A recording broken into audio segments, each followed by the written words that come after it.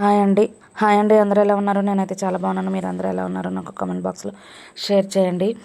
నా వీడియోలు కనుక మీకు నచ్చితే కంపల్సరీ లైక్ చేయండి, షేర్ చేయండి, మన ఛానల్ని సబ్స్క్రైబ్ చేయండి. ఈరోజు వీడియో వచ్చేసి చికెన్ పకోడీ అండి. ఇంట్లో మనం ఎలా ప్రిపేర్ చేసుకోవాలనేది చూసేద్దాం. బయట చేసుకునే దానికన్నా మనం ఇంట్లో చేసుకుంటే చాలా టేస్టీగా ఉంటుంది, చాలా హెల్దీ కూడాను. బయట వేసే వాటితో, బయట చేసే ఆయిల్తో కాకుండా మనం ఇంట్లో ఫ్రెష్గా చేసుకోవచ్చు.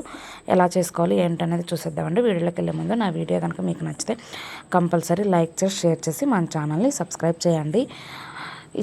చిన్న హెల్ప్ చేయండి. లైక్ చేస్తేనే మన వీడియోస్ ఇంకొంచెం ఎక్కువ మంది జనాల్లోకి వెళ్తుంది. ప్లీజ్ అండి, లైక్ చేసేయండి. పక్కనే ఉన్న బెల్ ఐకాన్ని క్లిక్ చేసుకుంటే మీకు నోటిఫికేషన్స్ అనేవి వస్తాయండి. ఇప్పుడైతే వీడియోలోకి వెళ్ళిపోదాం. ముందుగా నేను బోన్లెస్ చికెన్ ఒక 1/2 kg తీసుకున్నానండి. ఇవి చిన్న చిన్న ముక్కలుగా ఇలా కట్ చేసుకోవాలి. ఇలా శుభ్రంగా కడిగేసి ఇలా బౌల్లో వేసేసుకున్నానండి. వేసేసుకుని ఇప్పుడు 2 టీ స్పూన్ల ఉప్పు వేసుకున్నాను. 1 టీ స్పూన్ పసుపు వేసుకొని మనం చక్కగా వీటిని అంతా కలిసేలాగా కలిపేసుకోవాలండి. ఫస్ట్ కలిపేసుకుని ఇప్పుడు ఒక 2 టీ స్పూన్లు కారం వేసుకోవాలి. స్పైసీగా తినేవాళ్ళు స్పైసీగా తింటారు, తక్కువగా తినేవాళ్ళు తక్కువగా తింటారు కదా. నేను కొంచెం స్పైసీ తక్కువగానే వేసానండి.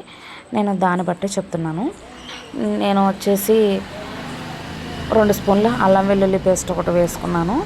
2 స్పూన్ల కారం వేసుకుని చక్కగా మొత్తం అంతా కలిసిపోయేలాగా కలిపేసేసుకున్నానండి. ఇప్పుడు కొంచెం మనం మిరియాల పొడి వేసుకుంటున్నానండి. 1 టీ స్పూన్ మిరియాల పొడి వేసుకున్నాను. అది కూడా వేసేసుకొని చక్కగా కలిపేసుకోవాలి మొత్తం. ఇప్పుడు వచ్చేసి నేను 1 teaspoon garam masala, 2 teaspoon 1 teaspoon ధనియాల పొడి, 1/2 టీ స్పూన్ వచ్చేసి జీలకర్ర పొడి వేసుకున్నానండి. ఇదంతా మొత్తం కలిపేసేసుకోవాలి.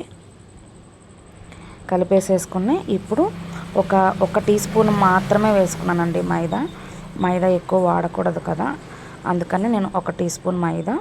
కార్న్ఫ్లోర్ అవాయిడ్ చేశానండి. 2 టీ స్పూన్లు శనగపిండి. కార్న్ఫ్లోరు అది కూడా వేసుకుంటారు, నేనైతే అవాయిడ్ చేశాను, వద్దు అని. ఇప్పుడు మనం స్ప్రింకిల్ చేసుకోవాలండి. వాటరు స్ప్రింకిల్ చేసుకొని మొత్తం అంతా కలిసేలాగా కొంచెం కొంచెంగా స్ప్రింకిల్ చేసుకుంటూ కలుపుకోవాలండి. ఒకసారి వాటర్ అనేది వేసుకోకుండా కొంచెం కొంచెంగా స్ప్రింకిల్ చేసుకుంటూ కలిపేసుకోవాలండి. కలిపేసుకొని ఇప్పుడు ఒక గుప్పెడు కరివేపాకు వేసుకున్నానండి. ఇప్పుడు 4 పచ్చిమిర్చి కట్ చేసుకొని వేసుకున్నాను. కొంచెం కొత్తిమీర వేసుకున్నానండి. ఒక ఫుల్ నిమ్మకాయ పిండుకొని రసం తీసుకొని ఆ ఫుల్ నిమ్మకాయ వేసేసుకున్నానండి. ఇవి మొత్తం కలిపేసేసుకోవాలి.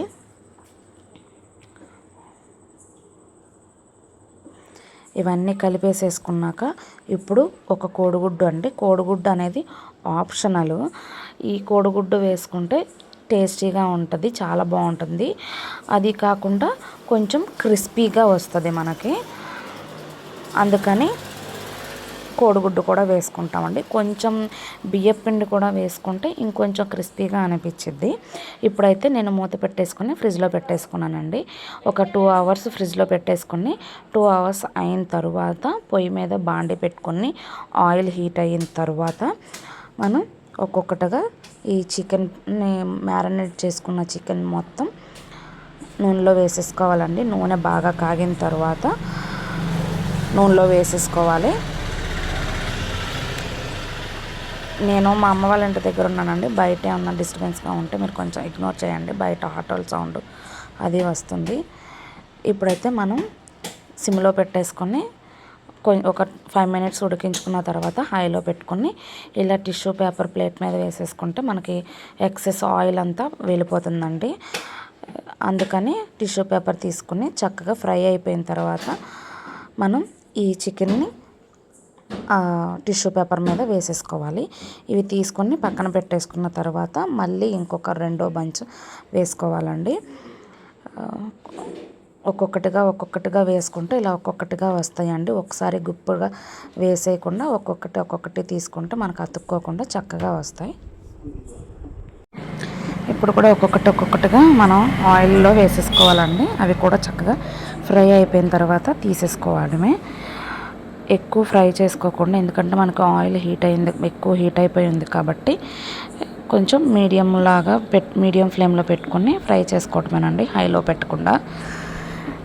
ఇలా మనకి చికెన్ పకోడీ అనేది రెడీ అయిపోతుందండి. ఇప్పుడు మనం ఇదంతా ఒక ప్లేట్లో తీసేసుకొని, ఫ్రై అయిపోయిన తర్వాత ఒక ప్లేట్లో తీసుకొని వేసుకోవటమే. ఇదిగోండి చికెన్ పకోడీ అనేది రెడీ అయిపోయింది. ఇప్పుడు ఉల్లిపాయ నిమ్మకాయతో మనం చక్కగా గార్నిష్ చేసుకోవటమే. నేను ఉల్లిపాయ వేసుకొని కొంచెం నిమ్మకాయ అనేది పిండుకొని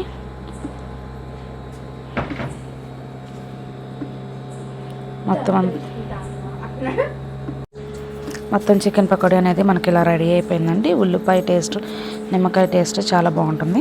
ఈ వీడియో కనుక మీకు నచ్చితే మాత్రం కంపల్సరీ వీడియోని లైక్ చేయండి, షేర్ చేయండి, నా ఛానల్ని సబ్స్క్రైబ్ చేయండి. మీరు అందరూ లైక్ చేస్తేనే నా ఛానల్ ఇంకొంచెం ముందుకెళ్తుంది.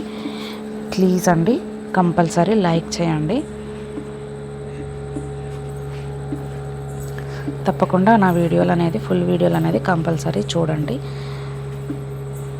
ఇంకొంచెం మంచి వీడియోలు మీకు షేర్ చేస్తాను.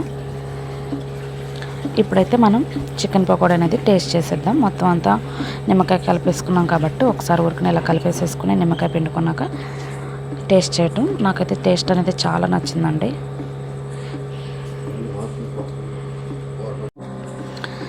ఇంట్లో చేసుకుంటే మనకి ఇలా చాలా టేస్టీగా ఉంటుందండి. మీరు కూడా ట్రై చేసి నాకు కామెంట్ బాక్స్లో షేర్ చేయండి ఎలా వచ్చిందో.